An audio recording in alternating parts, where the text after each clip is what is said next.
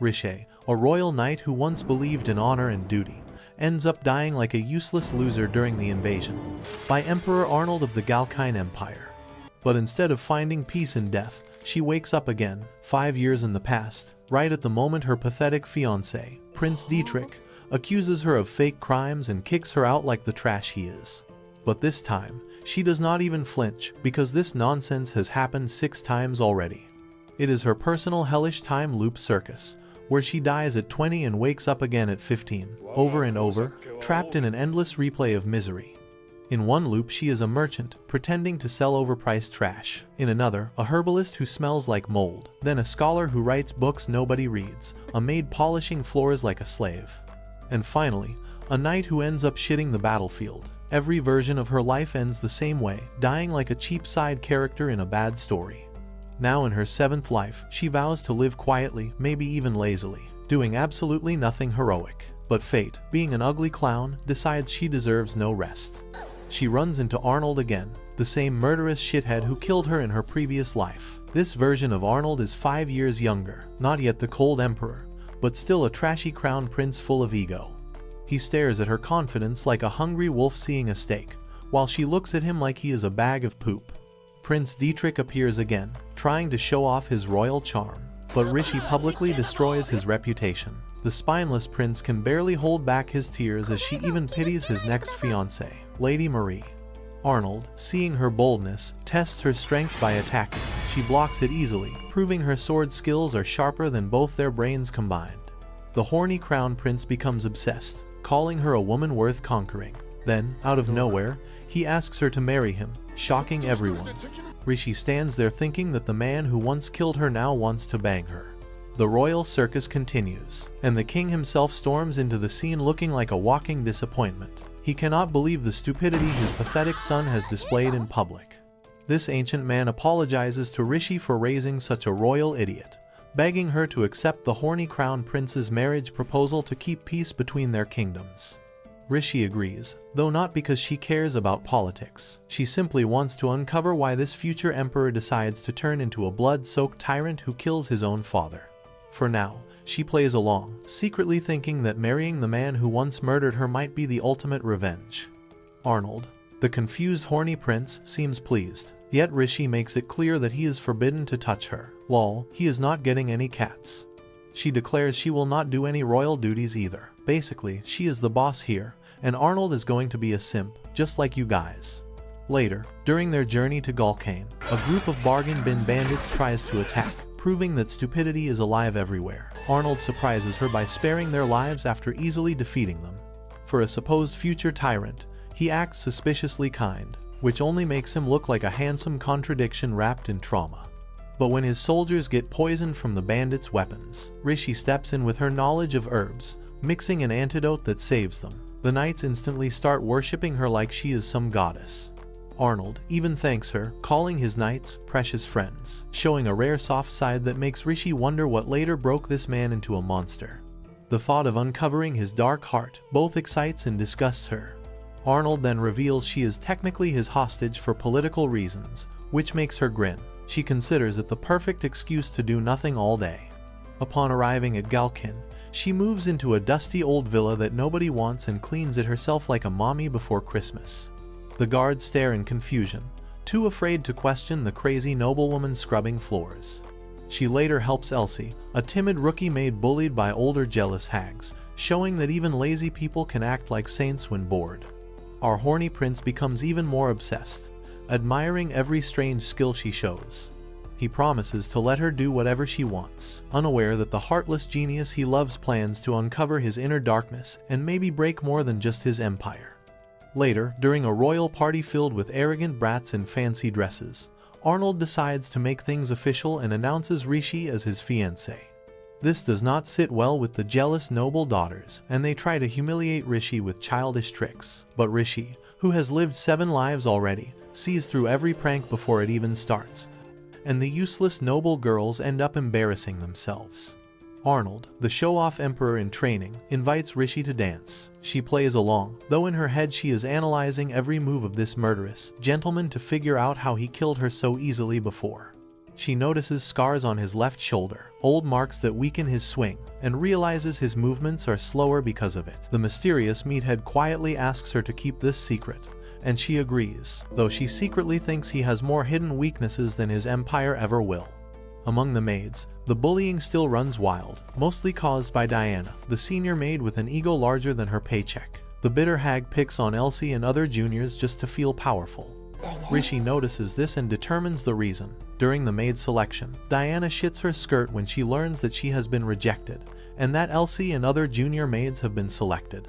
Rishi, however, points out that Diana as a merchant's daughter is the only maid who can read and write, which helped her learn faster, causing her to become frustrated at slow learners like Elsie. Realizing her mistake, the shame-soaked senior apologizes sincerely.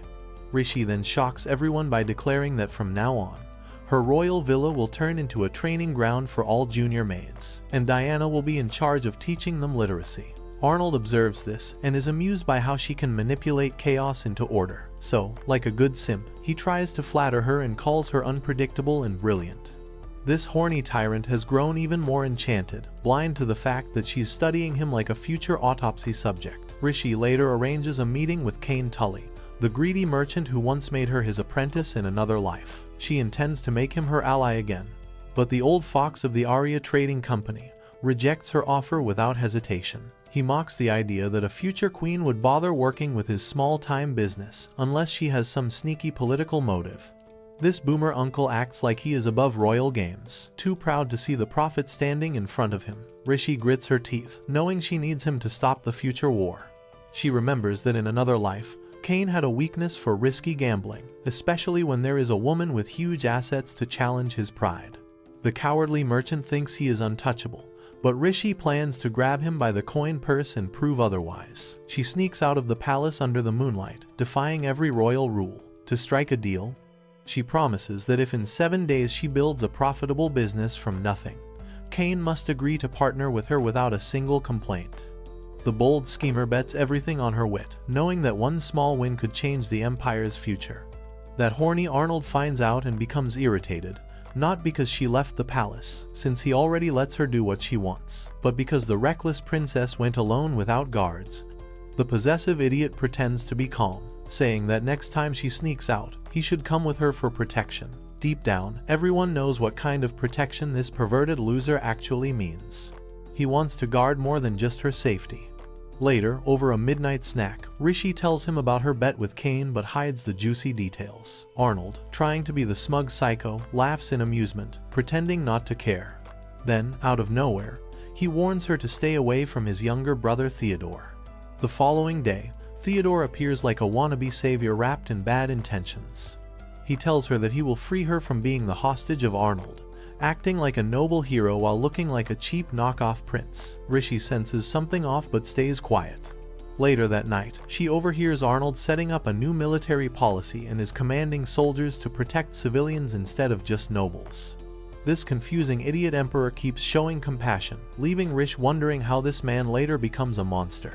That night, Theodore sends her a fake note signed under the name of Arnold, asking her to meet him at a church, and this gullible fool goes alone. Unaware she is walking into another honey trap where Faith gets on its knees and prays for something that isn't holy. Theodore, the discount prince with hero syndrome, tries to win Rish's sympathy by calling Arnold a war criminal who even murdered their own mother. He looks proud of himself, thinking this revelation will shock her. Instead, Rishi stands unimpressed, telling him she already knows. Then the real bomb drops and Arnold himself steps out from the shadows. The wannabe revolutionary realizes he just embarrassed himself in front of both of them and runs off like the pathetic coward he is. Arnold hardens, but with fury. Rishi asks him why everyone believes he is pure evil when he keeps doing good things. He gives a vague answer, hinting at all the blood he spilled during war.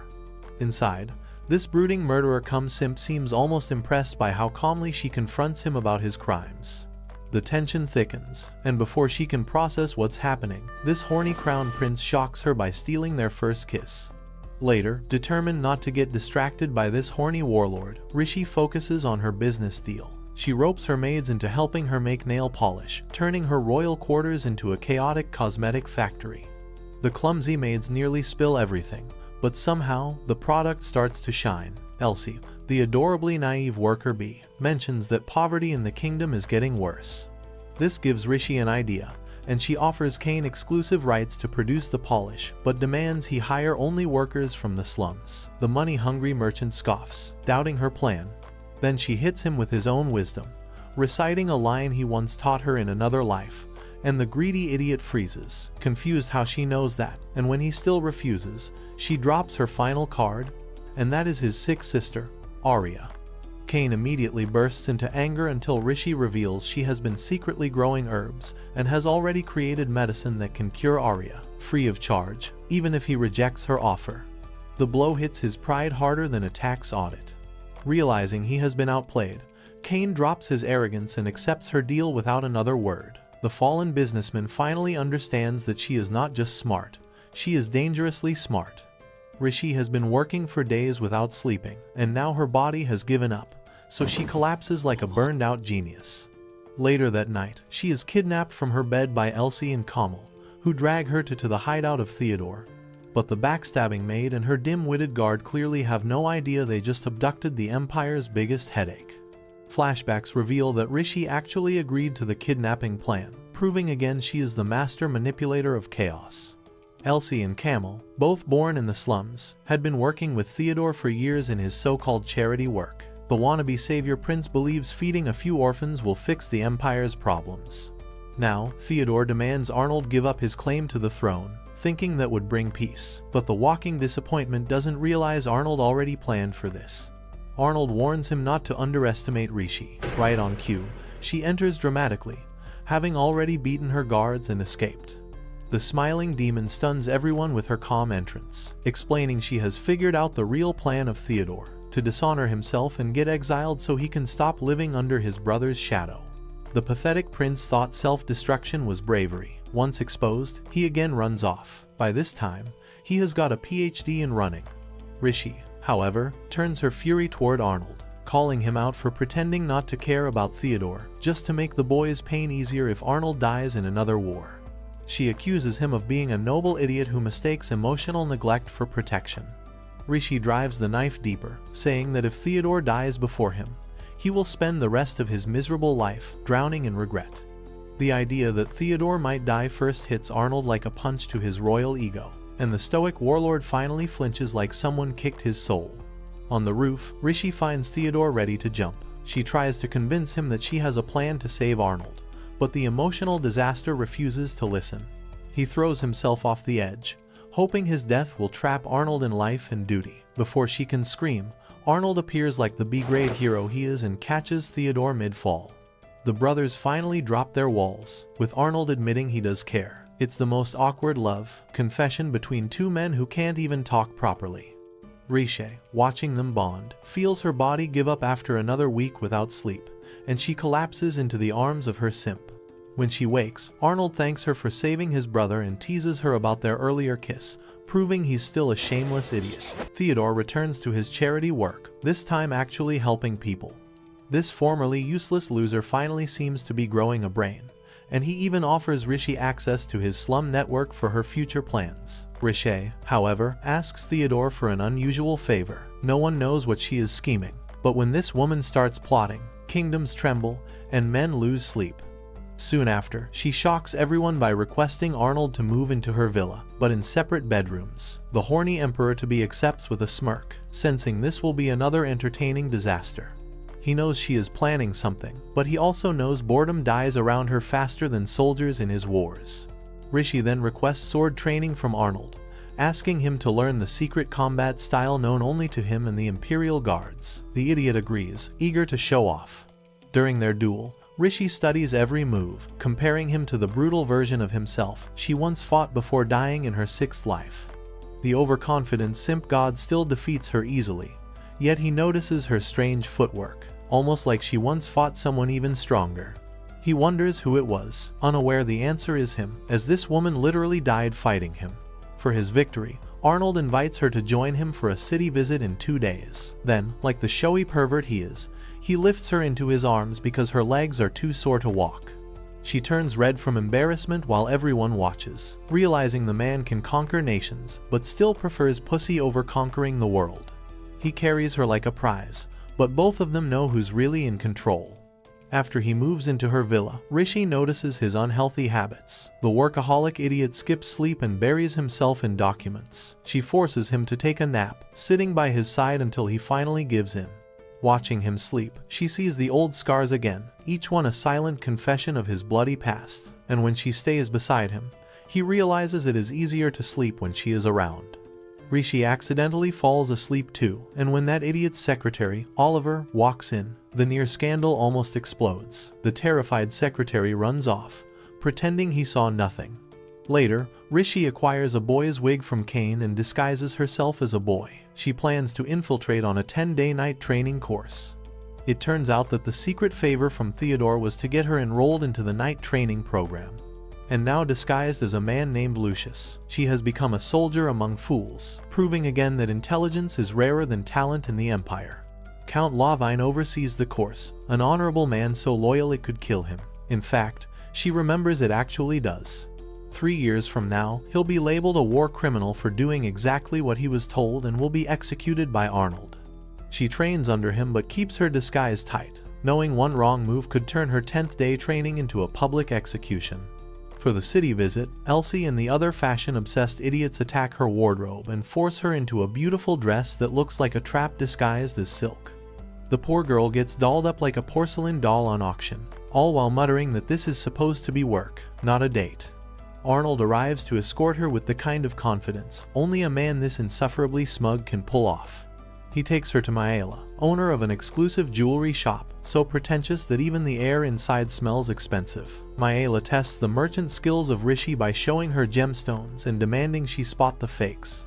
The greedy jewel witch expects failure, but Rishi passes the test easily thanks to her merchant life in a previous loop. Impressed, Maela allows Arnold to purchase an item for her, a wedding ring.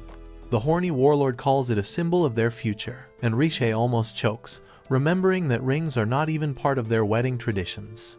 Still, she gives in when Arnold mentions the purchase will help boost the Empire's economy. Then, in a moment of absolute brain failure, Rishi requests a jewel matching the icy blue of his eyes, but she immediately regrets it, realizing she just described his gaze like a lovesick poet. Arnold, of course, smirks like the smug idiot he is, enjoying every second of her embarrassment. Rishi pieces together that Arnold intentionally scheduled this outing to overlap with the arrival of Prince Kyle from Coyoles, a small, wealthy kingdom that he annihilates in the future. She remembers Kyle as the fragile noble flower from her herbalist life, always one sneeze away from death. Arnold clearly despises him, certain he hides some agenda, and orders Count Lawvine to watch him closely. With Lawvine keep hanging around too much, Rishi grows concerned that the loyal fool might realize Lucius the knight and Rishi, the fiancé, is one and the same, and that revelation could blow her cover faster than any war. Rishi wants the sickly royal twig Kyle to get better, but now she faces a problem large enough to fry what's left of her brain. She must deliver medicine to Kyle, but one major obstacle stands in her way, that loyal watchdog Lawvine, whose dedication is only matched by his inability to mind his own business. The dutiful idiot watches her every move like she's smuggling contraband instead of compassion. Still, Rishi somehow manages to sneak past the Empire's most persistent babysitter without blowing her cover, and by pure chance, she runs into Professor Michelle, her old herbalism instructor from her third life.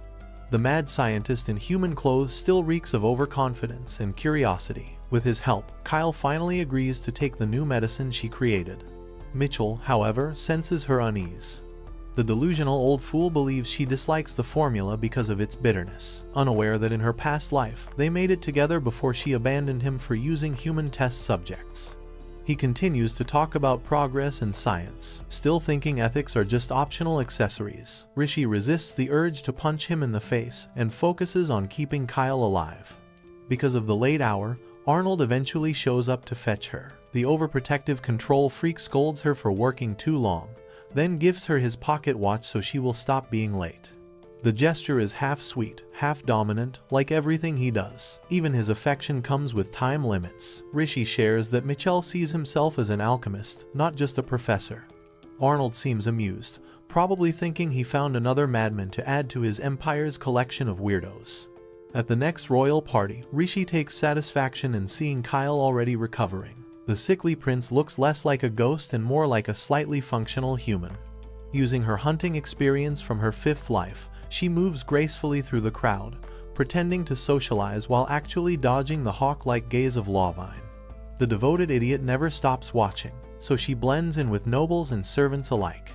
Kyle later approaches Arnold with a deal, asking for soldiers to protect Coyoles in exchange for gold and jewels. The desperate prince tries to sound confident, but Arnold sees through him immediately.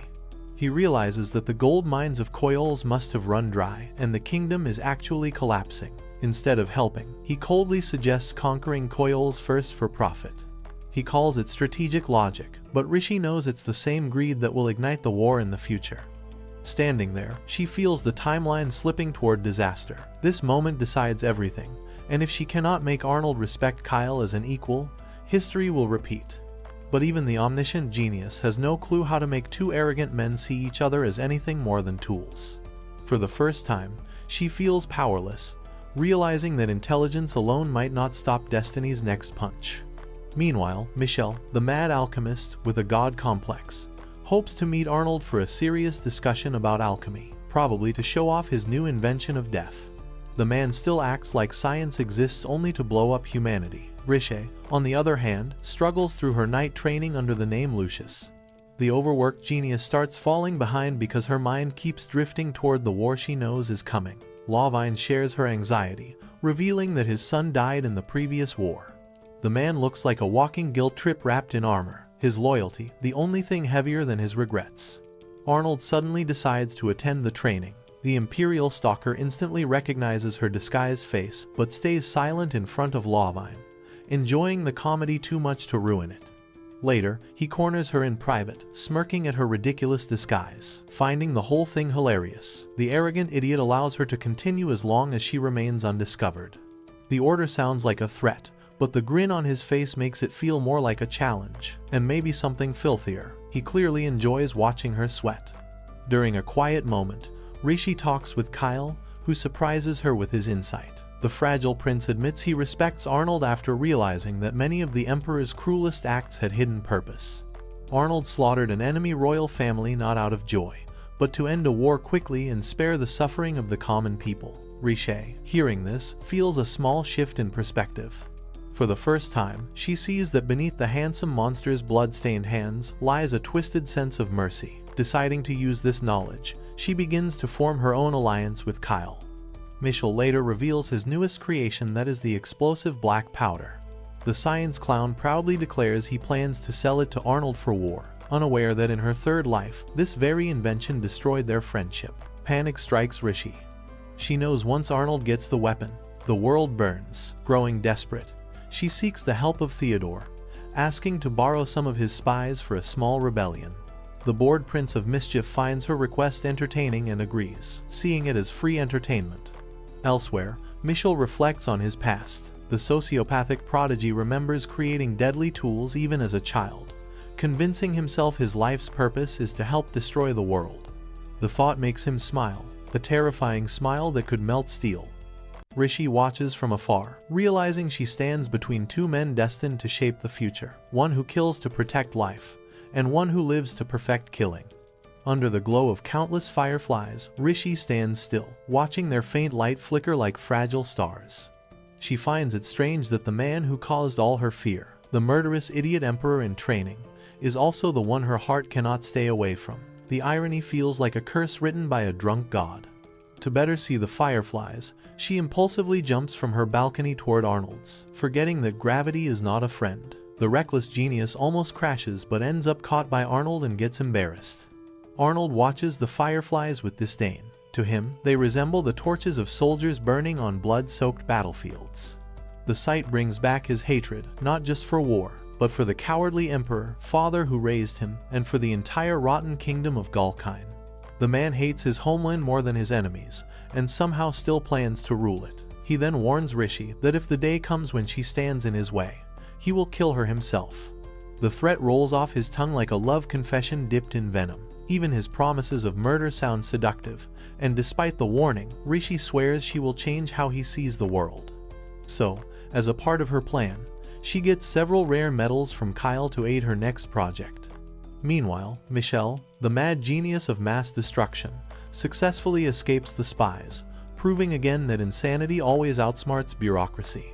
Later, Rishi helps Kyle present his case before Arnold. Kyle insists that his kingdom's jewelers can redirect their skills toward making precise clockwork mechanisms, similar to those in Arnold's rare pocket watch. This pitiful prince of broken lungs pleads that such technology could benefit the world. Arnold listens, unimpressed, reminding everyone that he could simply take everything by force. The military maniac claims conquest is faster than cooperation, yet Kyle refuses to give up, stubbornly choosing to believe Arnold can pick peace over war. Theodore interrupts the tense meeting, reporting that Michelle vanished for 3 hours before reappearing in the castle gardens. He says he suspects something dark brewing beneath the calm. Arnold's expression shifts from icy calm to something unreadable, and this makes Rishi and Theodore nervous, as they have no idea what he is planning to do. Michelle finally reveals his grand performance. He proudly announces that he has planted a bomb in town to prove the power of his black powder. The psychotic genius grins, like a child showing off a new toy, completely blind to the terror he causes. Unfortunately for him, Rishi already knows his plan from her third life. And it turns out, this time Looping Witch of Logic has outsmarted him once again, having secretly turned his bomb into harmless fireworks with the help of Theodore. The night sky erupts in beautiful colors instead of flames, humiliating Michelle and saving the city. Stunned, Michelle finally understands what Rishi has been trying to teach him, that black powder does not have to exist only for destruction. He realizes that even chaos can create beauty if guided by the right hands. Arnold, witnessing it all, forms a treaty with Kyols, marking a rare victory for peace over greed. For once, the war-addicted emperor uses his brain before his sword. Still, his darker instincts linger. Arnold secretly considers killing Michelle to prevent any future disasters. The murderous hypocrite cannot resist solving every problem with death. Sensing his intent, Rishi drops her trump card. She reveals that Michelle is the genius who invented the pocket watch Arnold treasures so much. Killing him now would be like breaking his own reflection. Somehow, he gets what she is saying and swallows his pride. He spares Michelle's life, though not his irritation. Rishi smiles, hoping Arnold will learn the same lesson as Michelle and will realize his skills aren't only valuable for waging wars. Later, Rishi's wedding ring finally arrives. Arnold pretends it means nothing, but when she insists it already carries deep emotion, he falters.